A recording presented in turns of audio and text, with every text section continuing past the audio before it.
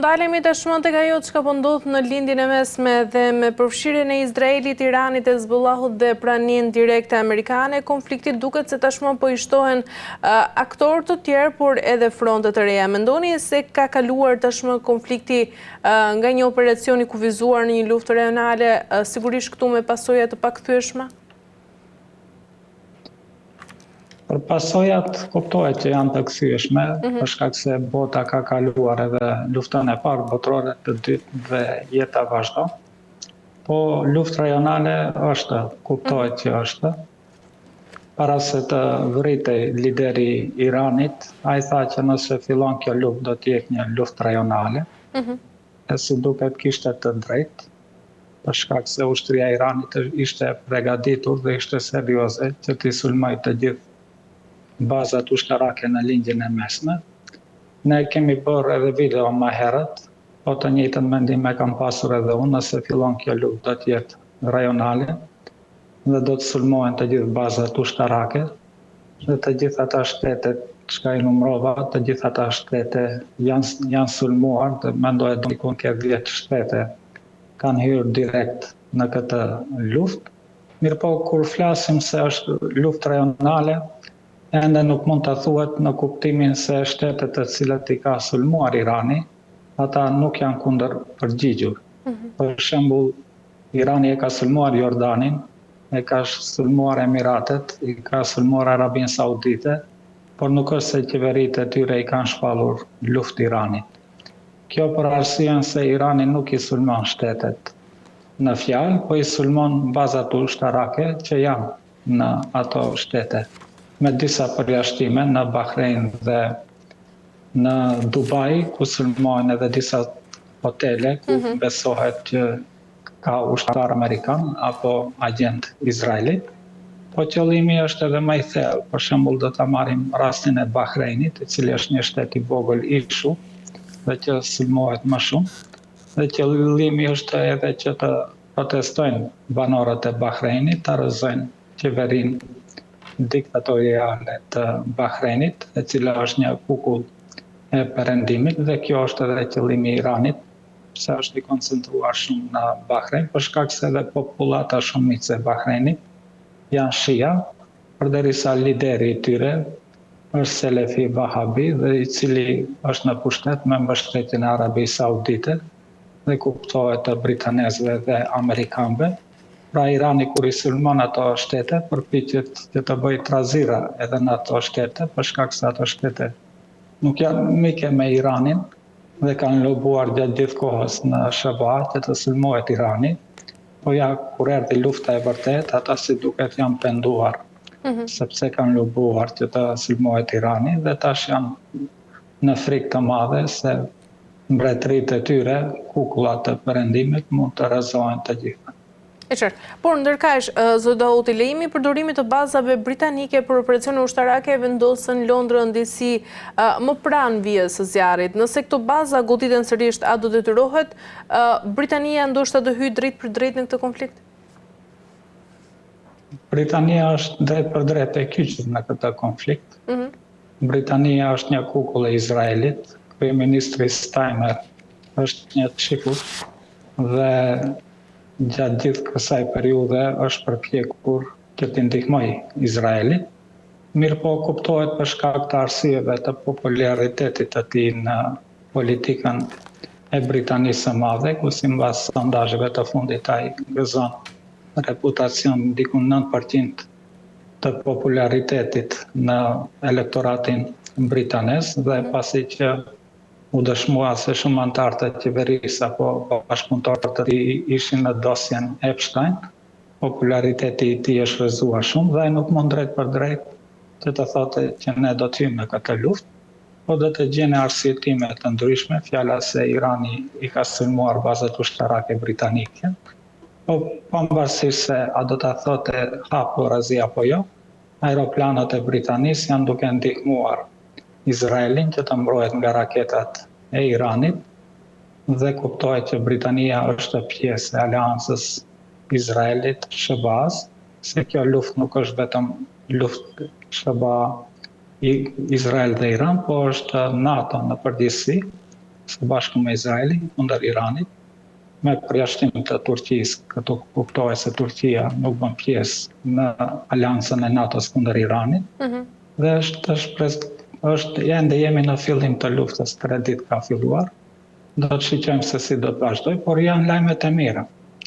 Irani është duke ngadnyer, sot kemi rrëzimin e aeroplanëve ushtarak të amerikanëve në Kuvajt, dhe Izraeli është i gjithë në flak, ka cenzurë të madhe, dëmet janë të mëdha, dhe shpresojmë që radha ju vinë edhe planbajtësve amerikanë, të cilat janë larguar diku 1200 kilometra prej Iranit dhe frikojnë që të afrohen, ose shpejti do të shiqojmë edhe zhytjen e aeroplanbajtësve amerikanë që e kërcënojnë Iran. E qartë. Zoti Daudi, nga ana tjetër, nëse do të destabilizohet transporti i naftës, mendoni se do të përballet bota me një krizë energjetike të menjëhershme? Po kjo është edhe arsyeja pse besoj që sot është mbyllur berza. Janë lajmet e fundit që lexova dje se nuk do të hapet berza në Amerikë, dhe arsyeja kryesore është për shkak se do të bëhet çmimi shumë i lartë i naftës, do të afusë në një krizë ekonomike, dhe kuptohet që kemi lajmet se Irani dje i kishte bombarduar 3 tanker me naftë, 1 të Britanisë dhe 2 të Amerikës, dhe dëmi i tyre për secilin është diku $300 milion për çdo tanker. Kjo pse është kështu? Për shkak se një tanker mban diku 2 milion barel naftë, dhe ajo me çmimin e re që do të jetë $100 bareli, do të kushton $200 milion vetëm nafta në tanker, dhe 100 milion të paktën kushton tankeri, pra 300 milion. Pra 3 anije, diku $1 miliard dëm është bë, dhe kush do ta paguajë atë dëm? Dëm duhet ta paguajnë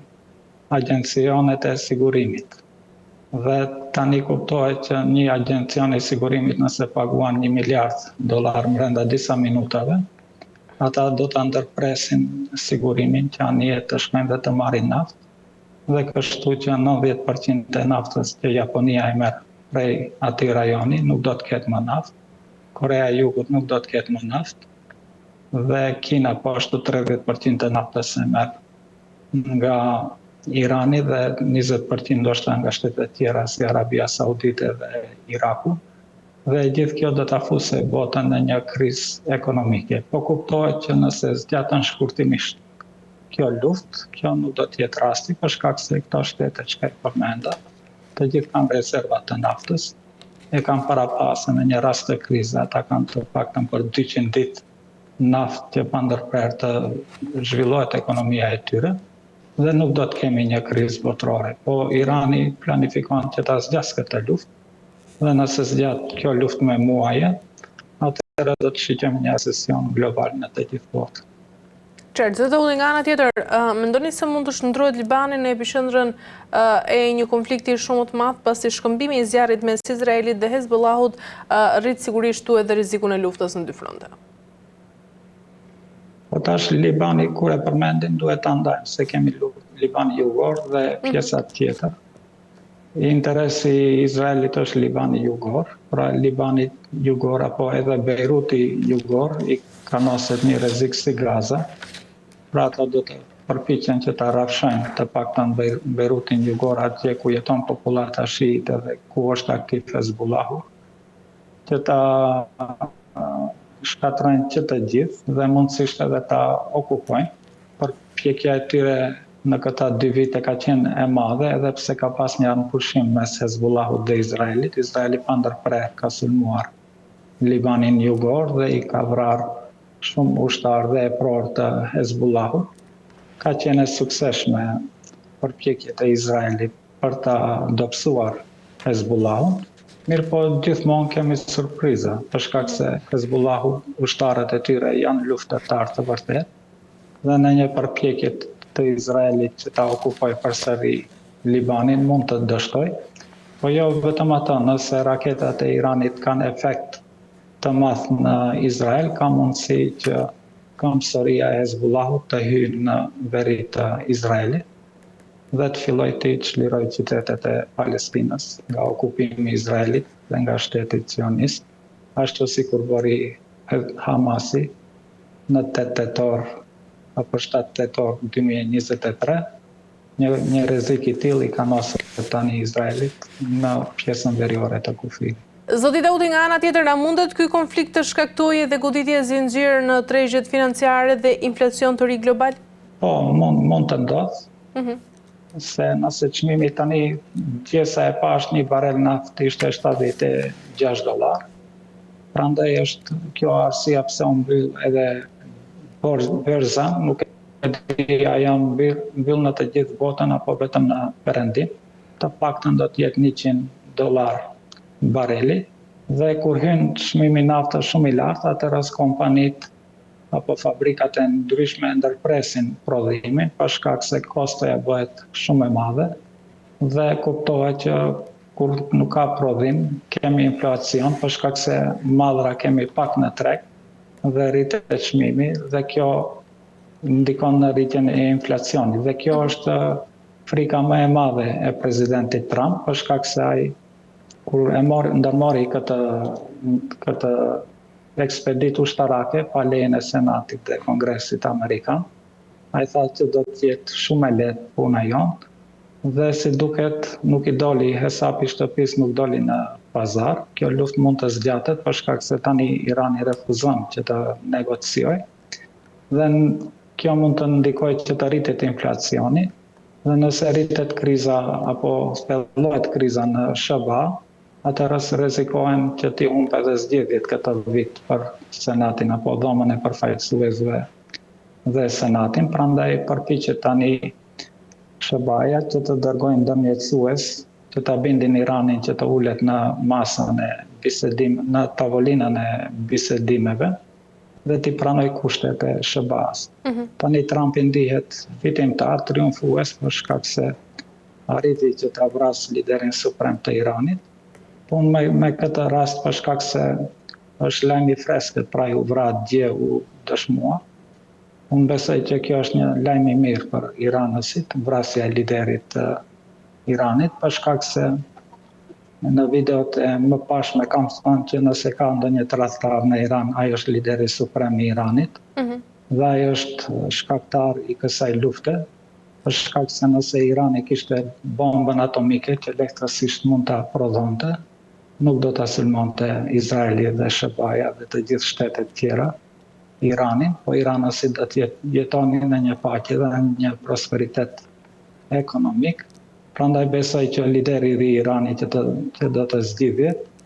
brenda 1 jave, 2 jave, ta formoj bombën atomike, ta krijoj për shkak se e kanë uraniumin, i kanë centrifugat, i kanë shkencëtarët, dhe përderisa nuk janë vrarë edhe shkencëtarët tjerë nuklear, nuk janë shkatruar gjithë centrifugat, dhe nuk është dorëzuar Irani për shkak se qeveria e Iranit ishte gati që të dorëzohet dhe ta dorëzojë gjithë uraniumin, pra kemi një qeveri tradhtare në pushtetin e Iranit. Shpresoj që garda revolucionare ta marrë pushtetin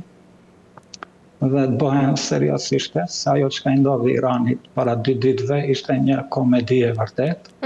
por për shkak se u vran njerëzit apo politikanët mund të quhet një tragjedi komedi, për shkak se brenda 60 sekondave u vra ministri i mbrojtjes, u vra general lejtanti ushtrisë, u vra lideri suprem. Pra kjo i ndodhi para 6 muajve dhe e njëjta u përsërit, për shkak se ka njerëz naiv në politikën e Iranit, të cilët besojnë në negociata me SBA-n dhe Izraelin, dhe ju ndodhin gjëra të këtilla dhe mandaj dalin në televizion dhe thonë u habita pse na sulmoi SBA-ja apo pse na sulmoi Izraeli, pra janë qesharak politikanët e Iranit. Shpresoj që ushtria ta merr pushtetin dhe të vazhdojë me suksesin e operacionit ushtarak dhe besoj që botën islame e ka në krah të tyre, besoj popullatën muslimane. Dhe në këtë muaj të Ramazanit, të gjithë muslimanët bëjnë dua që të dalë fitimtar Irani në këtë luftë. Qartë. Ndërkaq, zoti Daudi, për ta mbyllur, nëse vazhdon kjo logjik pra goditje për goditje, mendoni se do të vijë momenti kur asnjëra nga palët ndoshta nuk do të ketë më kontroll për pasojat që do të lejnë pas? Po tani SBA nuk ka ndonjë rrezik të drejt për drejt, për shkak se dikon 7.000 kilometra larg territorit të Iranit. Rreziku është për Iranin për shkak se mund të mos ekzistojë si shtet, nëse këta sulme kanë sukses dhe nëse protestat ngrihen në Iran, kuptohet me mbështetje të CIA-s amerikane, Mossadit, Izraelit, dhe të shndërrohet Irani sikur Libia, pra një shtet me disa qeveri dhe që do të jetë në një kaos të vërtet. A ekziston ky rrezik? Po, ekziston ky rrezik, sidomos përderisa kjo qeveri tradhtare e Iranit është në pushtet. Mirë po rreziku besoj që më real dhe më i vërtet është për Izraelin. Izraeli është një shtet i vogël, tani gati 3 vite është në luftë. Ata qytetarë që janë në Izrael të gjithë kanë erdhur aty për një jetë të mirë, nuk është se kanë erdhur aty për bindjet e tyre fetare, po kanë erdhur për shkak se sionizmi ndërkombëtar ju ka premtuar punë dhe një shtëpi luksoze që të mund të jetojnë një jetë të rehatshme. Mirë po rahatin asesi që ta gjenë në këta 3 vitet e fundit, dhe kanë filluar migrim të madh të bëjnë nga Izraeli dhe projekti sionist të dështoi për shkak se edhe jeta është bore pa durueshme. Ja kemi lajmin e fundit që 100.000 ushtar janë mobilizuar përsëri për në luftë kundër Hezbollahut dhe mund të paramendoni se çfarë trauma kanë ushtarët e Izraelit pas luftës në Gaza.